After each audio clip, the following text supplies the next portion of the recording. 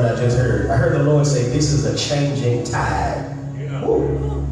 That the waves of your life are getting ready to move at a different trajectory. Things are coming closer now.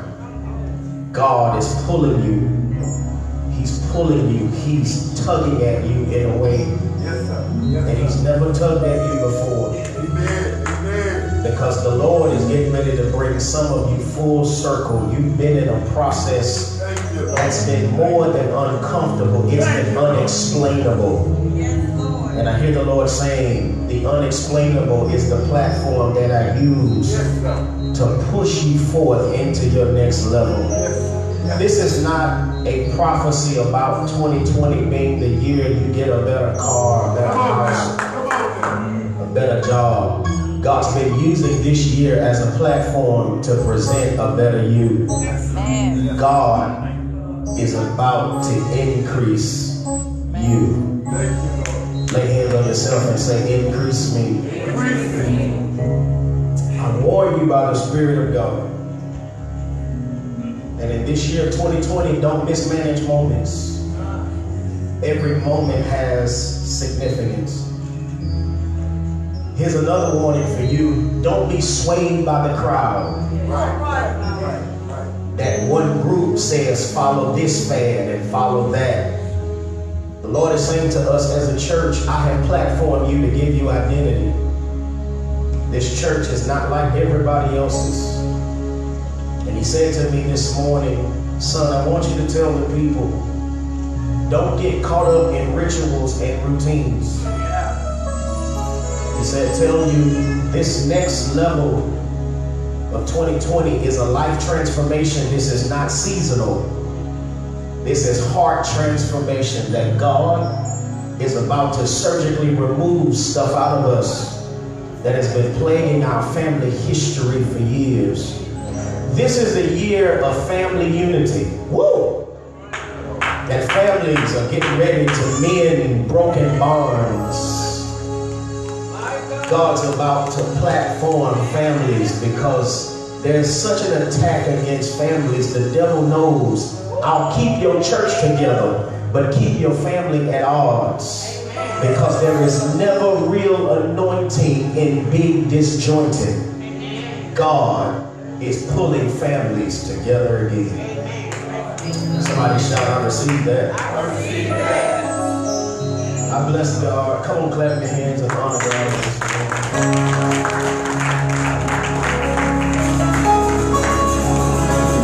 This service has really taken off. I'm going to ride the wave for a second. I'm going to ride the wave for a second. Let us listen, let me preach. We're going to do the Lord's Supper and our offering after, so nobody leave, nobody get hurt.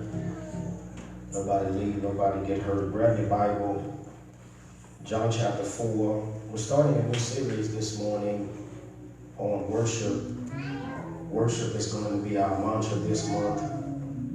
Worship is going to lead us into our month of prayer for the month of January. John chapter number 4. Honor God for all of you being here. How many honor God for his presence this morning? If you are sensitive to the Spirit, you know the power of God is in this room. Don't let your spirit die.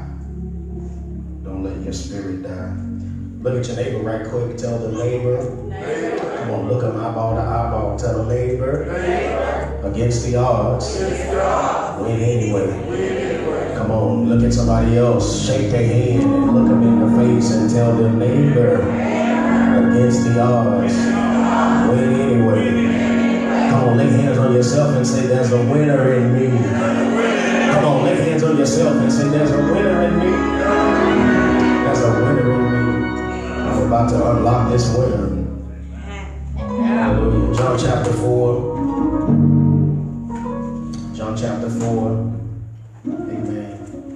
Amen. Y'all forgive us if we go a little overtime today.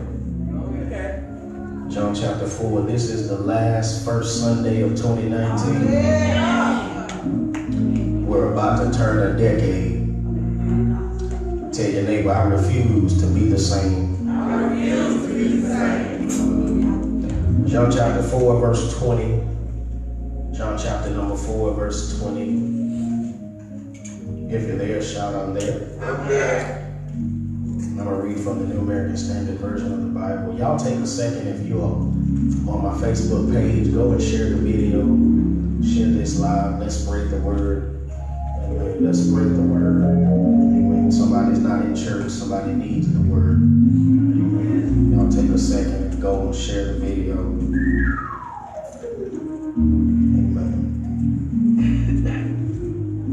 Amen. We are honored and grateful for all that God has done.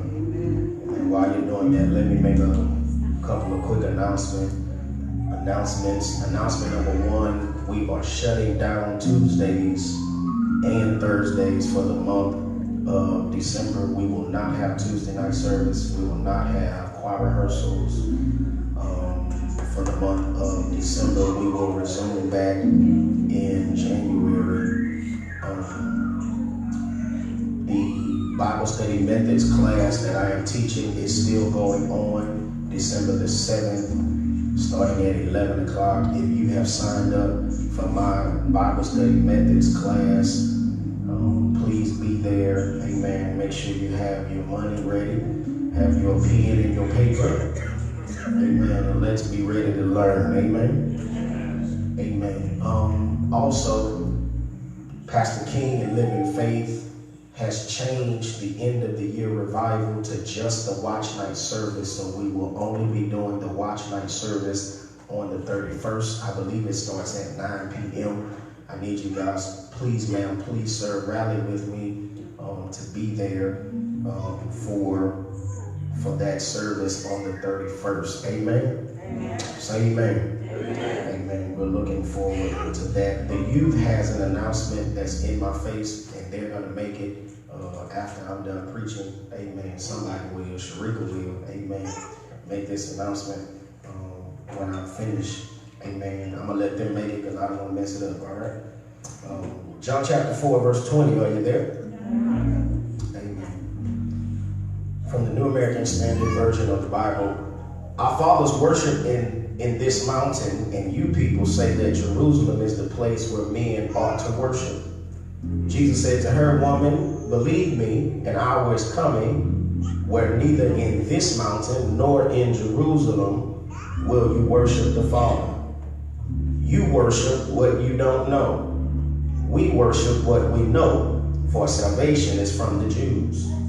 But an hour is coming, and now is, when the true worshipers will worship the Father in spirit and truth. For such people, the Father seeks to be worshipers. God is spirit, and those who worship him must worship him in spirit and in truth. I want to talk from this thought, a new order of worship. A new order of worship. You may be seated in the presence of our God. A new order of worship.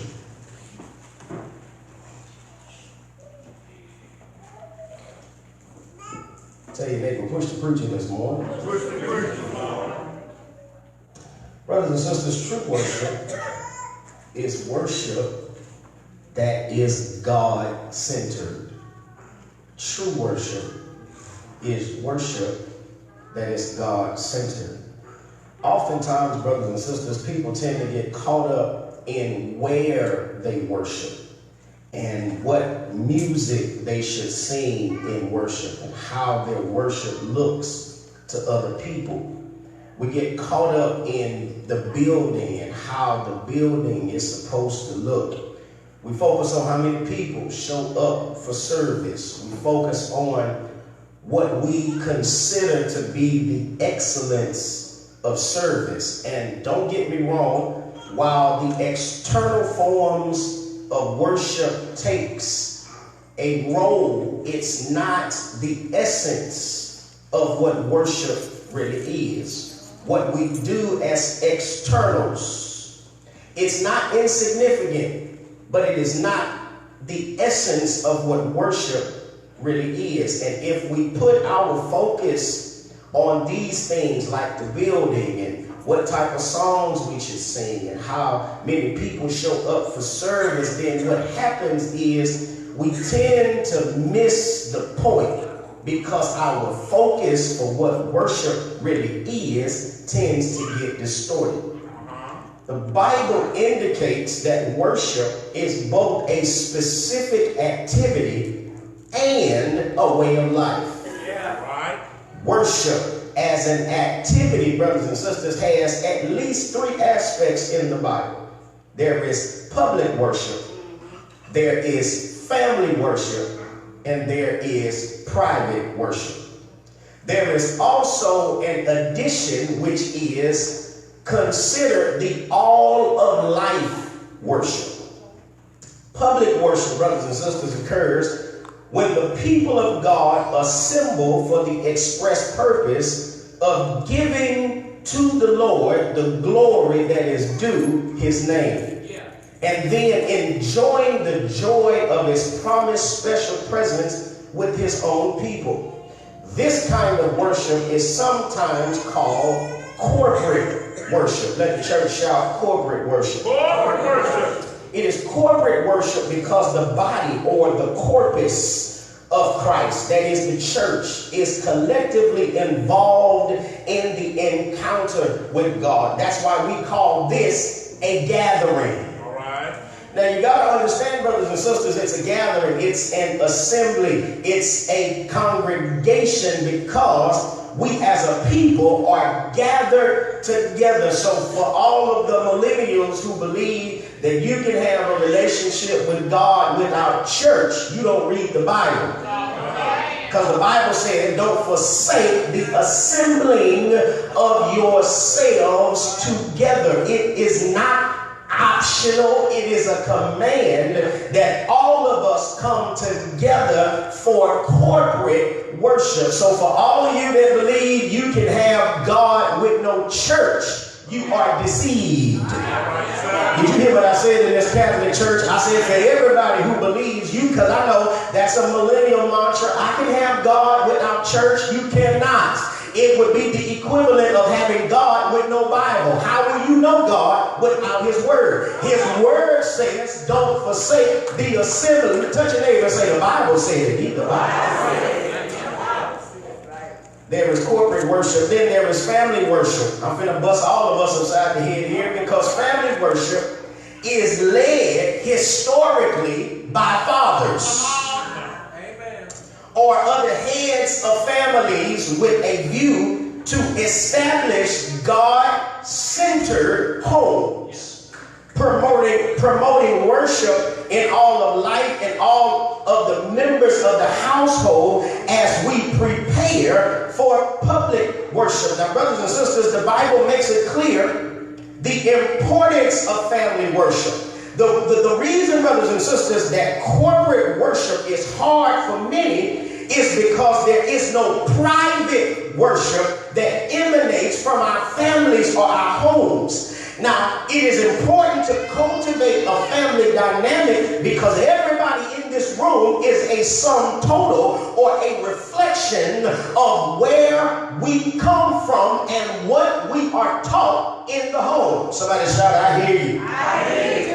Which says, brothers and sisters, the reason why some of us are bad in church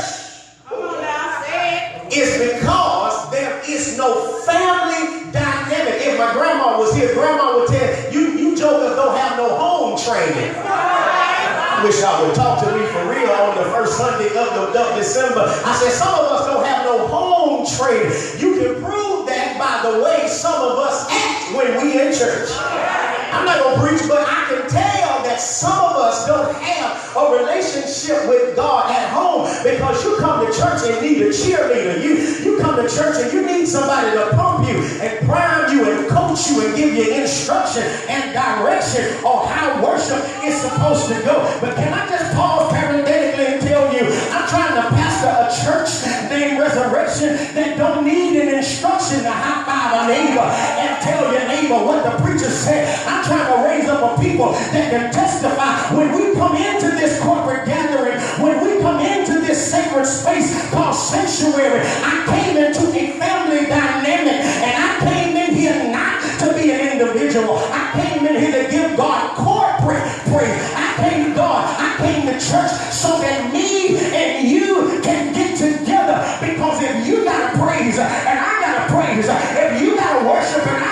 worship, if we put what we have together, don't you know heaven starts to rejoice when we come together? And you know, I had people tell me on Facebook and Instagram, people have some videos of my wife and they think that that's just something that we do in church.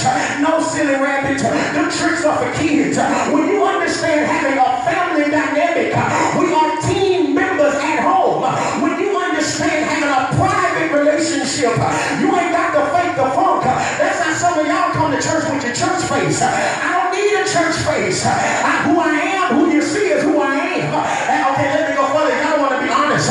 Which means if I don't like you in church, I ain't gonna like you in the streets. And if I don't like you in the streets, I ain't coming in here to fake the funk, to act like I like all you Negroes. If I don't like you, I don't like you. Touch your neighbor and say, ain't no faking me. We got to understand, because let me tell you the problem with some of us, our worship has suffered corporately because they taught you at home to be fakes.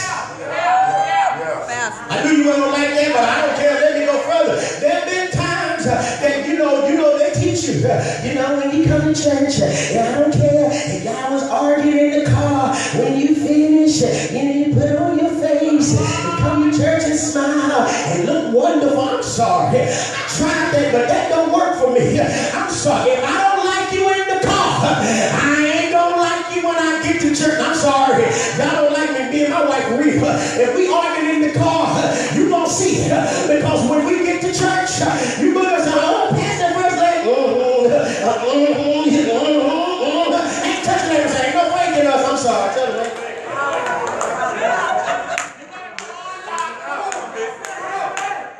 But what we have learned in a family dynamic is to squash what's unnecessary. Y'all don't hear what I'm saying. Because some of y'all have been faking for so long that faith has become your normal. And so now we don't know if that's really love or if y'all really can't stand each other because you have been taught in the home to perpetrate this facade. Listen, I'm sorry, I'm honest enough to say I love my kids, but my kids not perfect. Y'all don't hear what I'm saying. I'm not walking around like the Jackson children or better than everybody else. No, some of them boogers got attitudes. They can be ratchet. Sometimes I want to slap them so hard that their grandkids that ain't even here feel it. But you got to understand at the end of the day, I'm going to die for mine. Did you hear what I said? I said I'm going to die for mine. I don't care because what I discovered is if I don't teach my kids how to be real wherever they are. Now here's the truth. If you ain't sin, you ain't sin. I don't care who you are. I love all my kids. But if they're wrong, I'm going to look them in the face and tell them you're wrong. I don't care if mine are grown. And I still tell them you're wrong. Now if you don't like it, you can cross this line and I'll show you. Y'all hear what I'm saying? At the end of the day, I don't care how old you are as long as you're alive. The family dynamic should be, Negro, you gonna respect me? I'm gonna put my foot in your, I can't say that word in church. I wish y'all would help me preach. How about my neighbor say, stop being fake? You say, Pastor, what all that got to do with worship? The reason why worship is so hard, y'all not gonna like this, but it's gonna be all right. We're gonna get through it together. The reason why worship is so hard, because y'all come in here pissed off. You come in here angry. You got your attitude on because somebody else made you mad. That don't have nothing to do with church. You gotta understand, when you get here, every place around here is considered holy ground.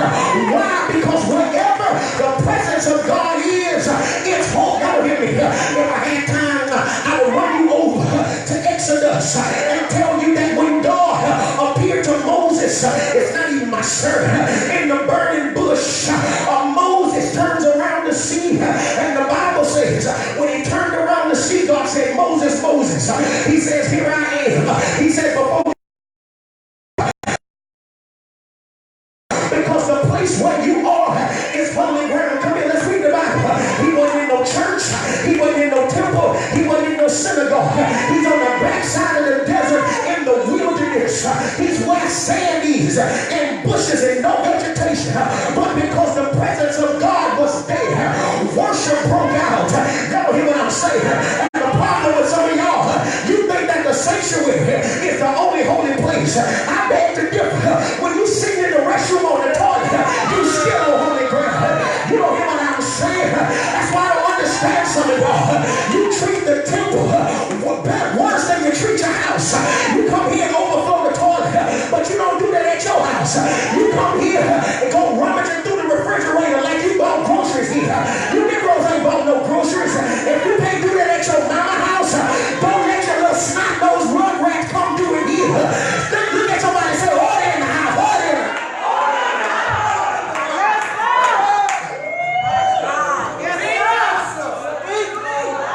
Got to understand, Lord have mercy, I'm up there now. You got to understand worship suffers as a corporate body because we don't teach our children stuff at home. That's why the school system can make our children believe. We don't understand worship at home. Now let me go further. I'm out there for real. I'm not talking that little fake dancing, that little fake singing a hymn crap that we do. I'm talking about a real relationship with God. Wait a minute. Thank you, Holy Ghost. Can I tell y'all? See, they took prayer out of school. It was strategic. But let me tell you what happened as a byproduct. They took it out of school, but we took it out of our houses. See, we don't pray at home. And see, you got to understand, they can take prayer out of school. That's their system. But when you understand having a relationship in private with God, you teach your children that wherever you show up, Jesus showed up with you. Y'all don't hear what I said. I try to tell Kareem and Clarence. I tell Kareem, I said, listen, when you go to school, you got to walk in the door. You got to saturate the atmosphere with prayer. That's why we teach them how to pray at home. You got to understand that they don't have prayer in school, but prayer is in us. That's why you got to learn how to put something in these kids more than rap music and trap music and how to drop it and how to do these latest dances. You got to teach them how to pray. How do you handle a school shooting? You prevent it by prayer. You walk in the door and say, ain't no shooters walking up in this school. I'm not only praying for me, I plead the blood over everything that's under this roof. I bring everything under the authority of God. Y'all don't want to talk to the preacher, but I need y'all to help me touch somebody and tell them you got to learn how to learn worship at home.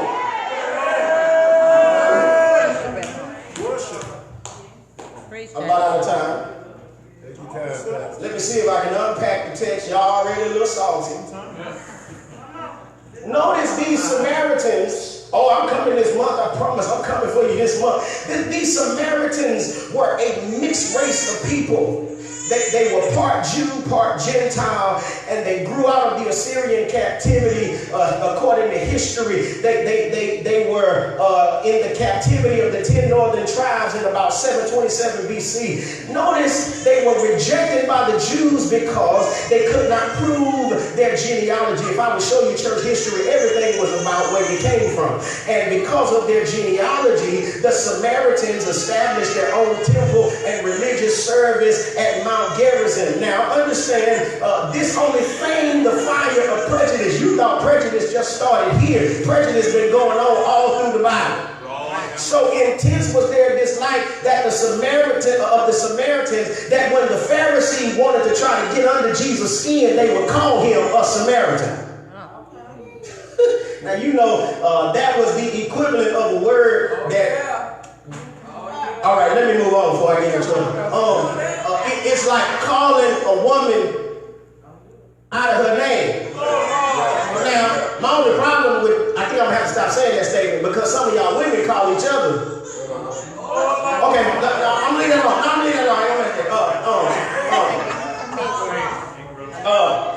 So Jesus by divine appointment, he encounters this woman at the well. He initiates a dialogue with her about water, which in turn brought her to a place where Jesus uses conviction to get her to realize her need for change. Now, the only way to prepare the soil of the heart for the seed is to plow it up with conviction. Somebody shout conviction. That's why Jesus told her, go and get your husband, because what he's doing now, he's getting her to admit that she's in sin. All right. Okay, somebody say sin. Sin. That made you feel uncomfortable, didn't it? Because it made you feel uncomfortable to say, but we love to do it. Come on. All right, let me move on. They said, Lord, they go, Lord, please help me get where I need to be.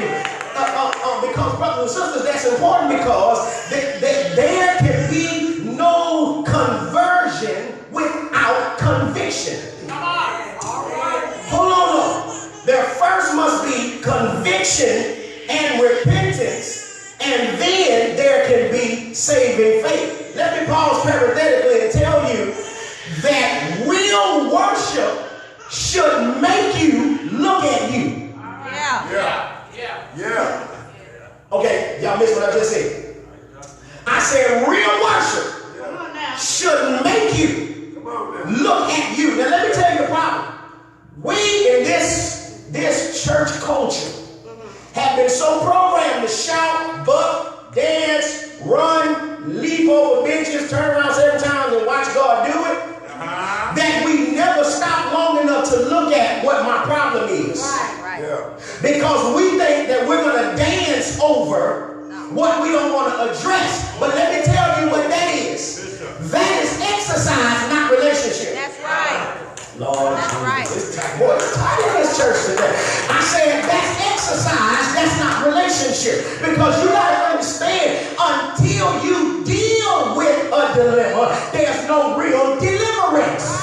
And if there's no real deliverance, that thing you call worship is polluted. And God does not receive a polluted praise. One writer, John MacArthur, calls it strange fire. It is a fire that goes up that heaven does not receive, because a whole lot of us, I'm trying to figure out how you hateful but worship. How your attitude funky and you don't like the people that's sitting on your row, but you call yourself worship. No, because this is the lie we tell. It's just me and God. No, Negro, it ain't you and God. It's you, God, and all of us that's around you, because we are a corporate body. I need to ride and pray for me. They're finna get mad. Because the problem with us is we are too individual, as if you can get to God without other people. Touch your neighbor and say, we need each other. We need each other. So Jesus had to arouse her mind to stir her emotions. But notice he had to do this so that he can touch her conscience. Because in order for him to deal with her sin, he had to touch what was going on the inside of her. Can I tell you what I want to do in this worship series? I want to use worship to touch that inside part of you. Because the problem with some of us, it's hard for us to get to God with only externals. See, some of us, we know how to do church, but you don't know how to do relationship. You can do church. Oh, you know church, because you know how I know you know church, because you come in looking at the clock. See that church stuff, that took too long. That lady, oh Lord, normally she ain't that long. What was taking her so long? Did you see how pastor was looking? God know he was ready for her to sit down. Because some of y'all are so busy looking at externals because you think you know church. But when you understand real relationship, you lose track of time. I ain't got nothing else to do today. Don't make me no difference. Matter of fact, when I finish service, I'm taking my wife to a Longhorn Steakhouse for a lunch date. I ain't got nothing else to do. I don't give a nickel's worth of dog meat how long worship is. See, that's y'all, because church tells you you should only be here a certain amount of time. And if they go over time, that ain't God. But I gotta ask you a question. Did you read what happened when Solomon's temple was dedicated? That the power of God, the very Shekinah priesthood of God showed up so strong that the the Bible said they couldn't even do their job. The preacher couldn't preach. All they had to do was lay on their face because the weight of God was so thick in the place that they couldn't perform. Which means when God really hits a building, all the programs, all the rituals, all the externals goes out the door. Because when God shows up, he's the preacher. Y'all don't want to talk to me. I said when God shows up, he's the preacher. And the problem with us is we are so busy trying to show out that people can't get healed. People can't get delivered. But I came to let the devil know that the devil is a liar. I promise y'all, we will see notable miracles this next year. We will experience the power of God so strong that people will come in here with ailments and leave and the doctor can't find what you came with. I'm talking about worship that transforms the heart. I'm talking about worship where the power of God hits the room and you got to go home and make a phone call and tell people who you offended, I'm sorry. I'm talking about what y'all not talking. I said worship that's so strong that you begin to prophesy without a title. Y'all don't hear me. Touch somebody and tell them, I want a relationship with God. Look at somebody else, tell them, I'm sick of church. I'm sick of this church. I'm tired of church stuff. I want the power of God. I'm not looking for cliches. I want the power of God. I want God's power in my life. Look at somebody, tell them, I want God's power in my life.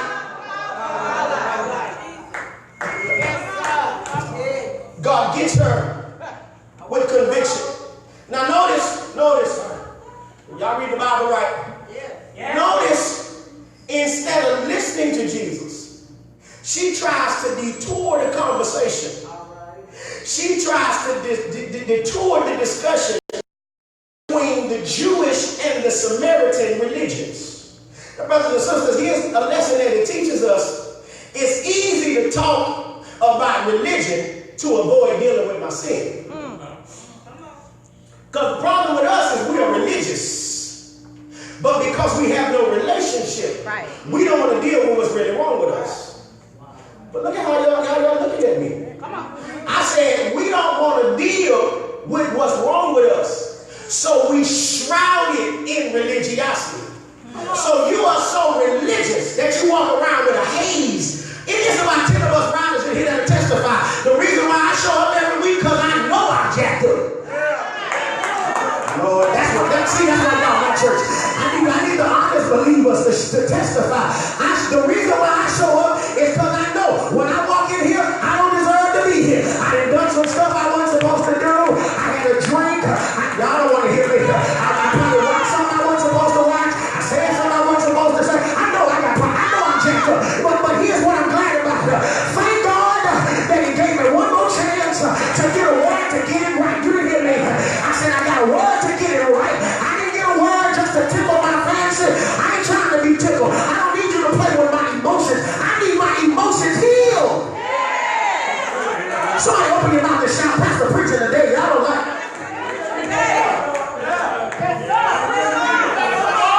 Watch this, y'all. Watch this. Jesus reveals her spiritual ignorance because notice what he said to her. Girl, please, you don't even know who to worship. You don't know where to worship. Then notice what else he said. You don't even know how to worship. He made it clear that all religions are not equally acceptable before God, and that some worshipers act in ignorance and unbelief. Notice what Jesus said. You don't know who you worship. He says, we worship what we know. You worship what you don't know. Then notice what he says. He said because salvation is of the Jews. Now, because they rejected most of the Old Testament, the Samaritans lacked the full revelation that it contained. That there's a twofold sense which salvation is from the Jews. First, the revelation of salvation came to them and then the rest of the world. Second, the source of salvation, which is Jesus, he's a Jew. Now, I'm not about to get into this African-American fight with y'all and Jesus was black. Jesus was a Jew. All right. Somebody say Jesus is a Jew. Jesus is a Jew. Now, let me tell you what I will argue. He is not this chalk-skinned, blue-eyed, blonde-haired, blonde bearded booger that y'all see on pictures or on the Passion of the Christ. Lord have mercy. Yeah, real. Somebody shouting, we don't know him, know him right. Don't know right. Notice the point, Lord. Notice the point. The point is that Jesus is teaching her that with the entrance of this new covenant, the place of worship is not the issue, but rather the nature of worship. Notice what he says, an hour is coming. Jesus informed this woman, and now is, that the true worshiper will worship the Father, somebody shout, in spirit and truth. Notice, he says the hour was coming that would change the whole nature of worship. Worship was going to be radically and completely changed. The hour was coming. What does that mean? The hour, an event, a historical event is coming to change it. What's the event? It is the death, the burial, and the resurrection and the ascension of the Lord Jesus. What comes next? The Holy Spirit is released. Why? Because if we don't understand the Holy Spirit, then we don't understand the totality of our worship. This event came to change how we worship. Somebody shout, a new order, a new order.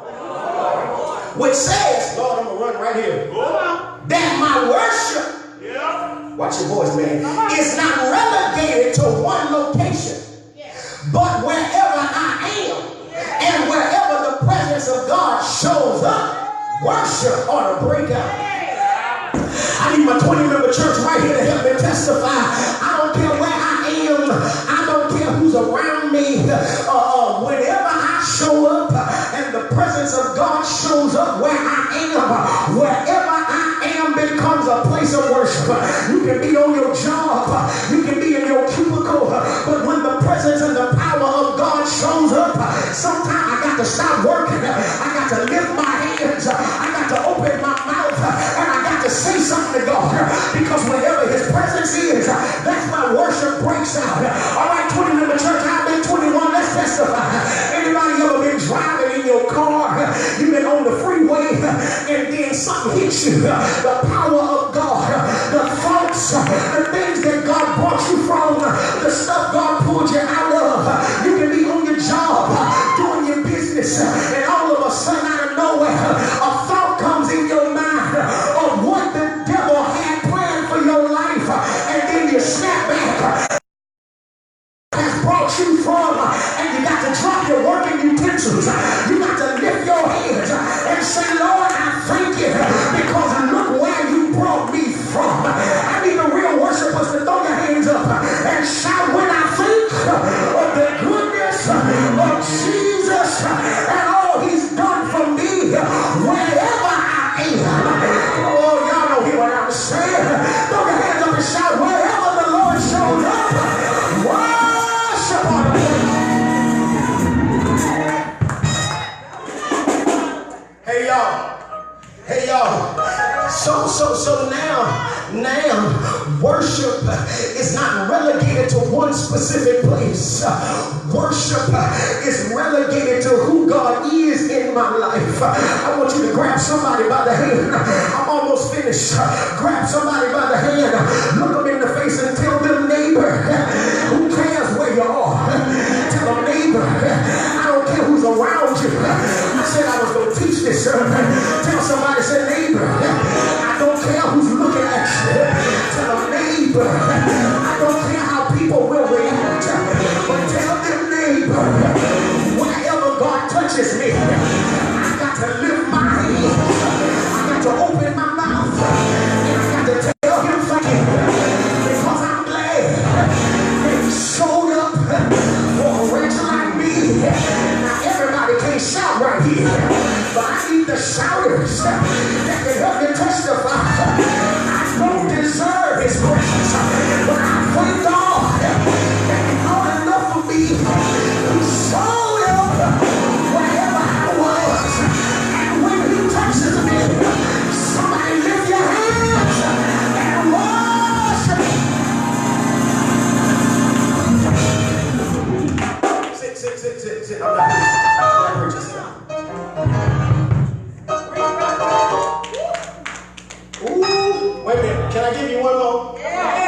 which means a man's whole being must be focused on who God is. Hold on, y'all. I got to cut through the field.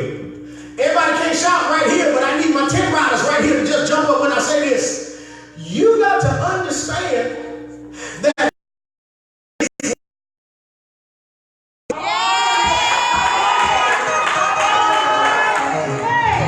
I'm shouting and worshiping because he thought I was worth saving. I almost ran. I just couldn't find my direction. I need you to grab somebody by the hand, look them in the face, and tell them, neighbor, I'm shouting this morning, not because of stuff he gave me. I just shout because he thought enough of me. That when Jesus died, I was on his mind. Y'all not helping me preach. I said, lean on your neighbor. I said, neighbor, you're preaching in your voice. I'm not telling you, let's just have church right quick. Lean on your neighbor. I said, neighbor, he thought I was worth saving. So when Jesus died, I was on his mind. I need you to push somebody and tell them what you're looking at. You got a reason to give God praise. You got a reason to open your mouth. Because if God thought enough for you to send Jesus to die for your sins, you ought to think enough of him. And wherever he shows up, you ought to lift your hands and say, Lord, if you don't do another thing, you are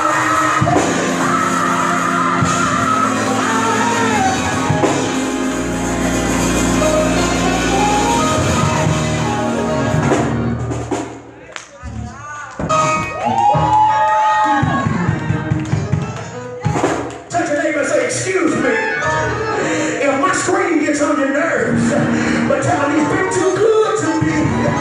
I can't sit down. He brought me too far. He's been too good to me. Let me just testify. He woke me up. Y'all not helping me preach. It's the last Sunday in 2019. The last first Sunday in 2019. Let me tell you why I worship. Because the devil thought I wouldn't have made it this far. But I need 20 people to throw your hands up and shout, I got problems. Y'all not helping me preach. I said I got problems, but my worship ain't one. I got 99 issues, but my worship is real. I'm praising wherever I find myself. If I'm in the supermarket, I give God praise. If I'm on my job, I give God praise. I didn't even go this far, but I need y'all to help me.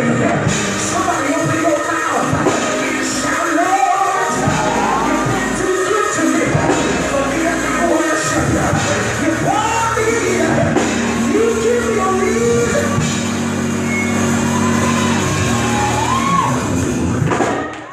Wait a minute. Hold on, I'm finna close. I said I'm finna close. Wait a minute, I'm finna close. Uh-oh, I got an oops upside your head.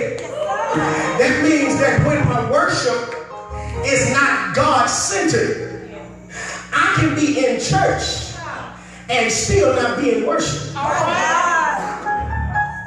I said you can be in church and still not be in worship because worship is God-centered. Let me modernize, contemporize, Kareem Jacksonize that statement. Yes. When my worship is God-centered, I'm not worshiping because of the stuff. My God.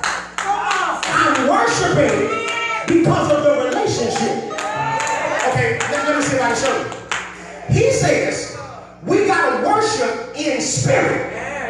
Now hold up, wait a minute, don't read past that, because the text does not refer to the Holy Spirit, but to an attitude of the heart which acknowledges God and his sovereignty in my life. Yeah. Wait a minute then, hold on, which means that my worship comes from a place of communion and relationship. Meaning I can't worship him if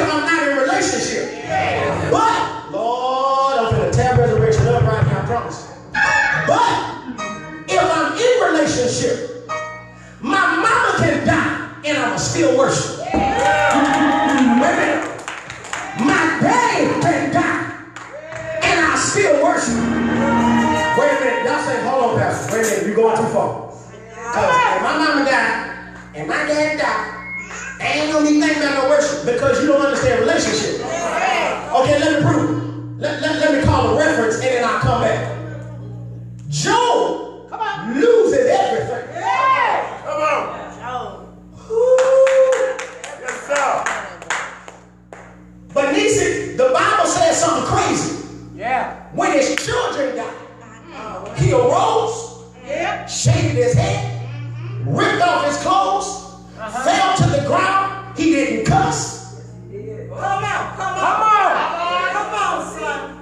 He didn't ball his fist up at God. The text says he baracked, he worshiped, he prostrated himself, which means when you understand the sovereignty of God, you know that even the stuff, don't touch my mic, y'all, which means even the stuff about God that you don't like, you recognize in his sovereignty, God controls everything. That's what I tell him, he controls everything, which means if I lose everything, if I got him, I'll still worship him, because worship will bring it back to me. I need you to shake somebody's hand and shout, in everything, I'm going to worship you. In everything, I worship you. In everything, I got an attitude that no matter what it looks like, put your heart in the church. It don't matter what it looks like, I lift my hands and open my mouth and shout, Lord, you're still alive.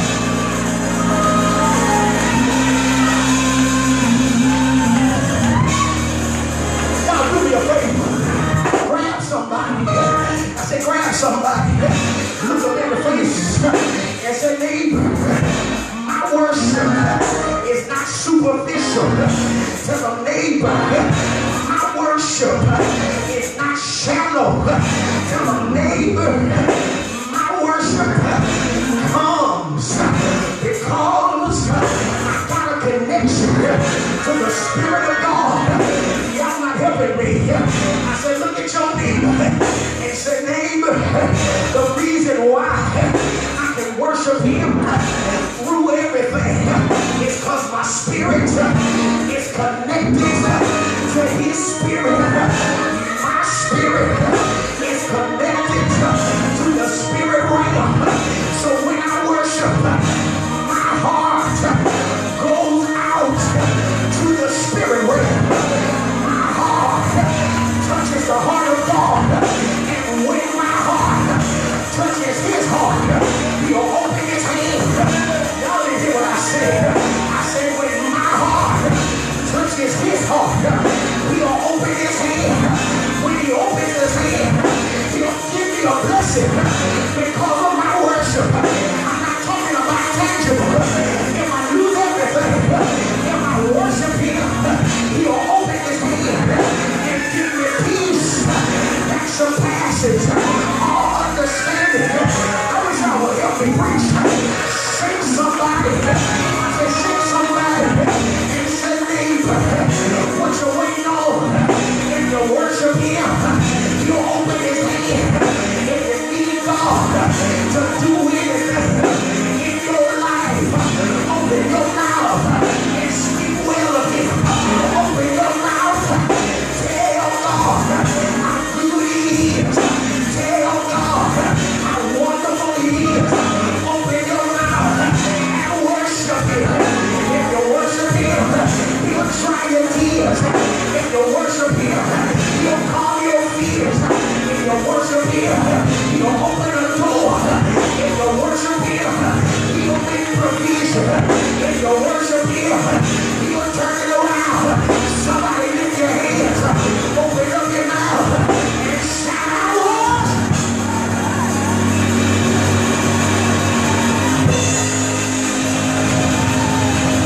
Y'all want to shout it. I said, open your mouth and worship.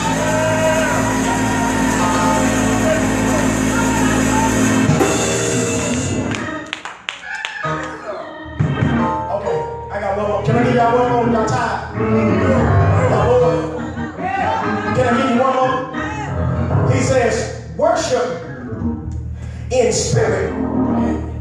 But the last thing he says is in truth. Hold on, let me explain. That means that my truth is based on what I know about God. Hold up. But that truth is what I know about God. Angie, I'm finna run. That is revealed in Jesus Christ. Wait a minute. Wait a minute. So my heart, Pastor Webb, goes out to God based on the revelation of Jesus Christ. Was that too deep? Okay, good. Let me see if I can modernize and contemporize it. The more you know about the Son reveals the Father. And the more I know about the Father, it puts me in a position to worship Him that much more. Now, if you need a reason to worship Him, let me see if I can give you just one. For God so loved the world that He gave His only begotten Son. His Son gave His life. He died so I can live. I worship Him. I wish I had a church right there. Somebody put your hand up and shout, I worship Him. Because Jesus opened up a door. He died for me.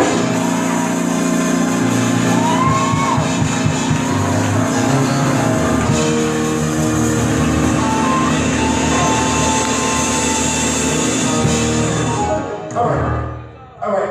Let me cut this off. I'm cutting the tablet off. I'm folding up the books. I'm getting out of here. But let's see if we can shout one more time.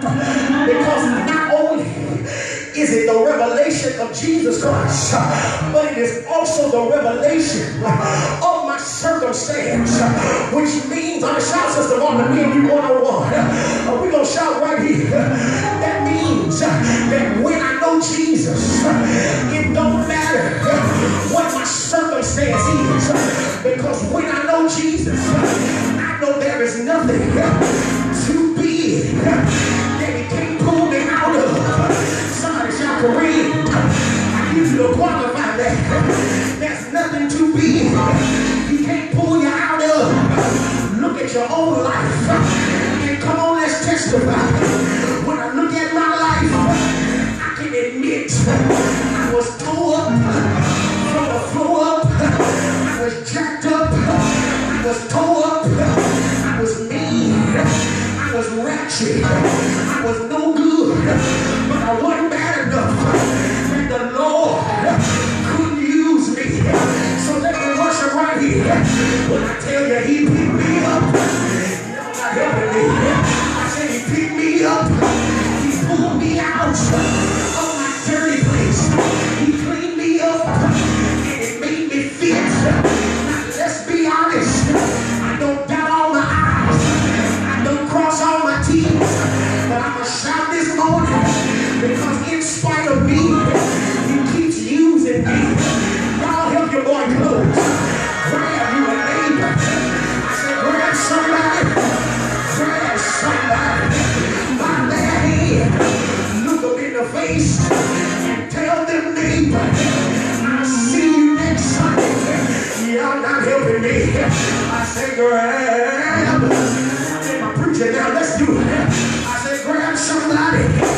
Grab them by the hand. Look them in the face. I said I wasn't going to preach today, but pull them real close. I said pull them real close.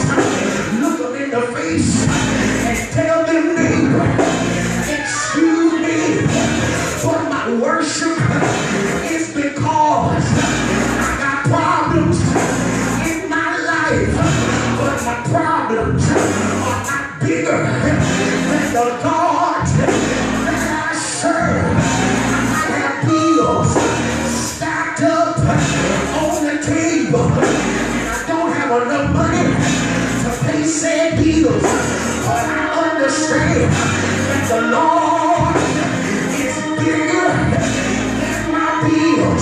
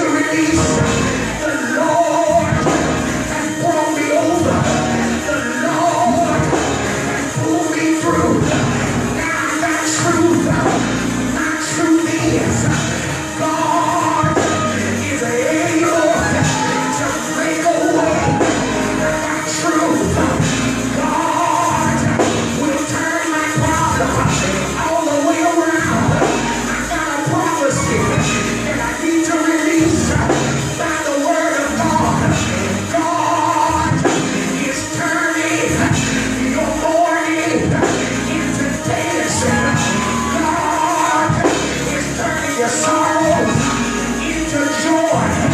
Don't look at me. I find your neighbor and say, neighbor, I smell something coming out of you. It's deliverance. It's power. It's more anointing. It's more glory. Y'all not helping me. I say, I find your neighbor and say, neighbor, I smell better all over you. Smell like a sweet fragrance. Glory is on your life. Power is on your life. What I'm getting ready to do, I'm going to tap in to the spirit realm. I'm going to worship him back.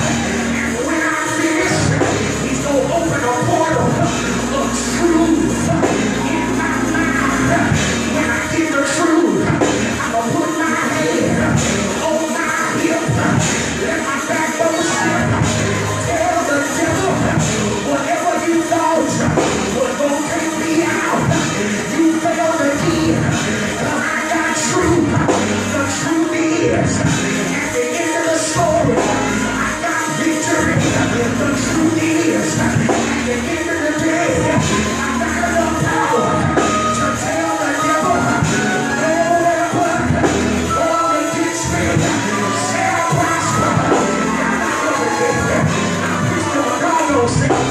No weapon formed against me shall prosper. I'm the head. I'm not the tail. I'm above. I'm not beneath. God is pulling me into greater truth. God is showing me if I need an answer, it's in the word. God is getting ready to tell the devil, you can't touch that one. Your goal is far, and you can go. Take your hands off my children. Take your hands off my family. Take your hands off my church. I came to declare we are a new people. We are a victorious people. We are a worshiping people. We are a living people. Not the bar. We are shout yes, shout yes.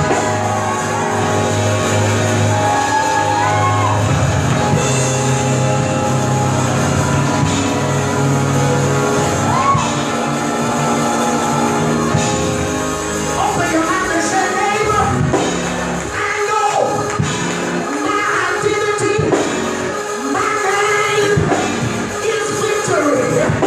Y'all not helping me. Throw your hand up, throw your hand back, and shout, I know my identity, my name.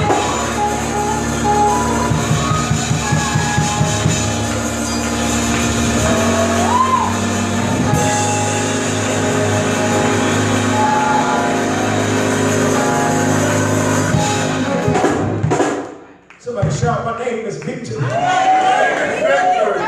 I worship for my victory.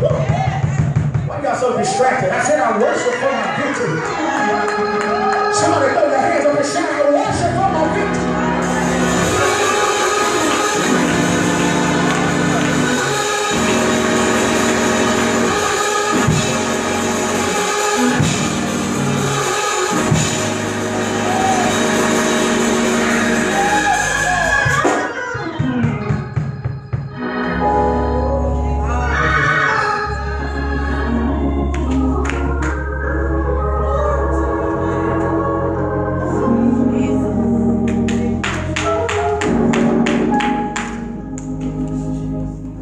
Lift your hands.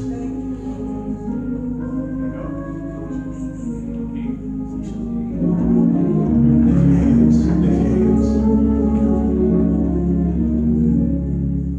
My worship in spirit and in truth. He says the Father is seeking such. He's looking for that type of worship.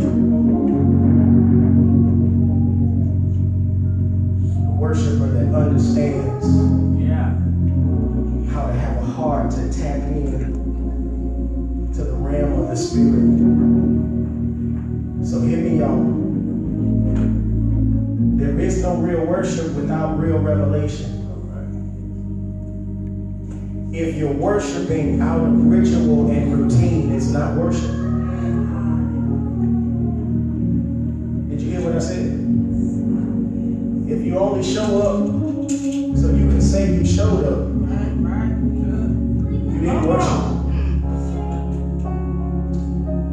You could have stayed at home in the bed if you were going to play games. Did you hear what I said?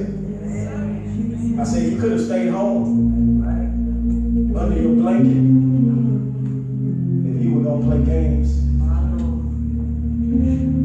Real worship is connected to a relationship and a revelation of who God is through Jesus Christ. Now, I keep saying that because I want to teach us to understand you can't have one without the other. That Jesus is the manifestation of who God is. That Jesus says, when you've seen me, you've seen the Father. I don't want us to be caught up in religiosity. That's why I told us I don't want to be a church that's harping on suits and ties. That ain't our deal. We tried that. That's not our culture. Now when I go out, y'all go out with me, we dress accordingly. They say wear suits, we wear suits. We don't disrespect nobody's house. But when we home, I don't need anything hindering me from giving God praise. I don't want anything hindering me from hearing the word. I got a rebuke for some of y'all. And I waited till the day to give it to you so that we can go into 2020 with a clear slate. Stop sitting next to people you're going to joke and play with in church. And I'll tell you what's wrong with some of y'all. You miss revelation because y'all having side conversations that don't make no sense.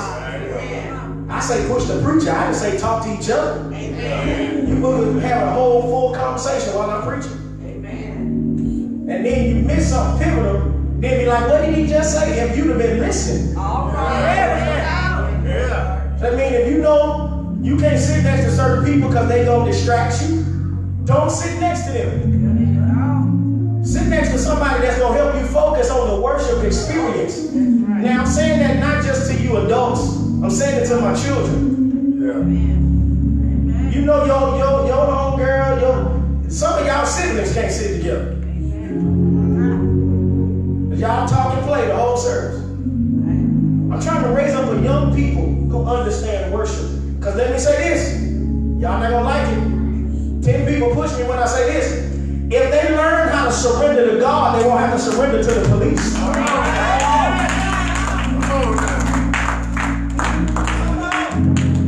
got hot, my nose is bleeding. You understand how to surrender to God, then you don't have to worry about fighting on the external realm. See, some of us can't corral our children because we're trying to spank what we won't pray through. That's right. Amen. I believe in whooping. Yeah. I believe in spanking when it's necessary. But there's got to be a focal point of instruction. Amen. Listen, I'm not going to whoop a child for being a child. That's right. That's right. Do you hear what I'm saying? Amen. Now I know my hyper kids. Yeah. Clarence is my baby. Clarence is hyper. Vaughn is hyper. I know my hyper kids. But I'm not going to whoop them for being kids. I whoop them for being disrespectful. That's right. And unruly and not following the instruction. Some of y'all beat these kids out of frustration, not instruction. That's right. That's right. There's a difference. And don't have no patience.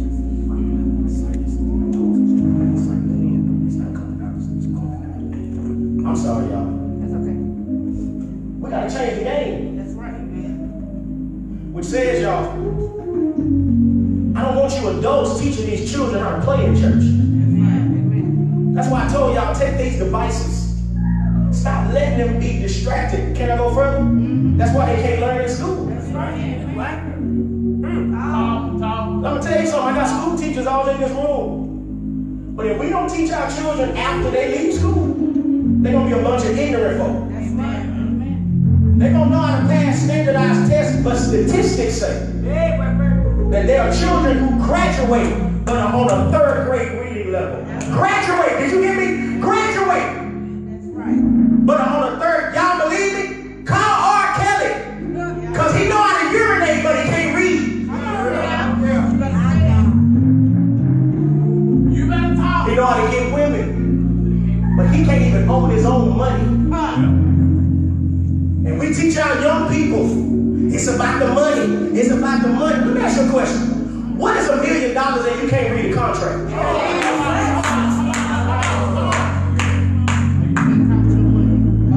Then let me go further. And we don't cultivate, because here's what I learned. Oh Lord, thank you, Holy Spirit. This is what I heard the Lord say. If you learn how to worship, you'll learn how to respect. That's right. No. Because here's what the presence of God does. It makes you bow in submission. Yes, sir. But submission is respect. That's right. You hear what I said? When you learn how to teach your children how to bow, if they respect God, they'll respect you. You hear what I'm saying? And the reason why they don't respect authority is because you act like you're God. Yes, sir. Amen. And here's what I learned. You can't tell me who you're over if you can't tell me who you're under. That's right. Some of us are not qualified for the next level because we don't know how to submit our wants and our will to somebody else. See, you think if you submit to God, that's it. No, you submit to God through other people. We don't teach these children order. That's right. And some of you adults don't learn order. Because you think, ain't giving them folks my money, it ain't your money. Amen. That's right. Amen. Matter of fact, it's not your time. For all these folks be talking about, this Sunday is the only day I get my rest. That's my me time. It's not your time. Right. That's right. Answer a question for me.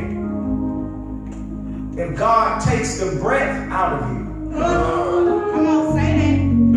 what could you do about it? If you're in control, if God blinks his eye and everything in your life changes, what can you do about it? Which means I can either willfully submit or he'll make you. That's right. That's the lesson I teach my kids. I'm closing. I tell them, all right, now, here's the instruction. Now, you can willfully do it, Yeah, man. or I can make you do it. Now, you would rather do it on your own. Because if I make you do it, don't miss this, it's going to be pain behind me making you. That's right. That's right. God says, you can willfully submit, or I'll use pain to make you submit. Then people say, oh, God is mean. God ain't this passive little sucker that we make him out to be. You're talking about a God of war who has chariots of fire. God knows how to make war. But I want to worship out of relationship and revelation. I'm tired of watching people come to church as if it's a chore. Can I say one more thing? I'm tired of relationships that feel like a chore.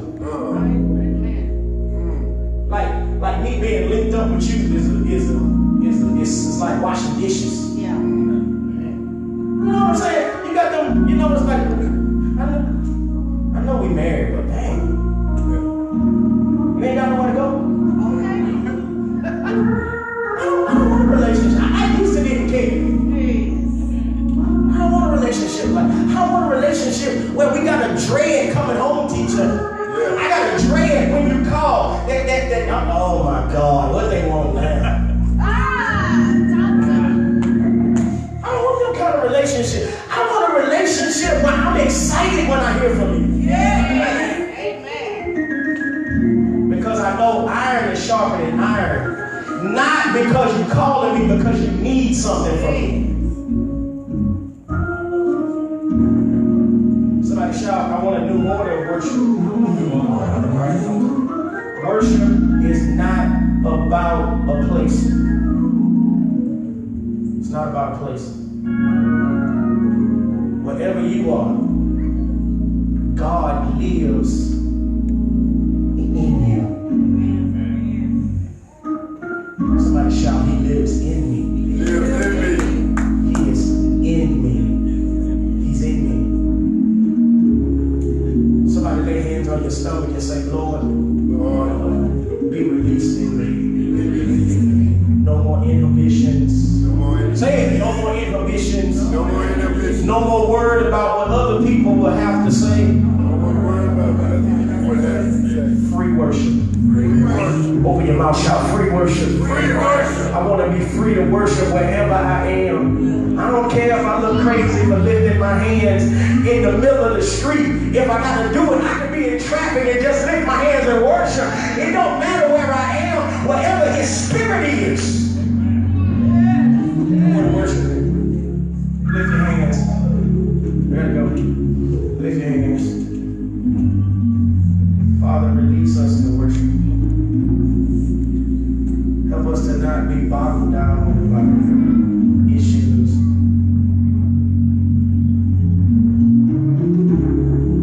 Clean our hearts so that we can worship right. Clean our lives and our lifestyles, yes, so that we can worship right. Because we want to worship in the Spirit and with the truth. Come on, lift your hands. Come on, lift your hands.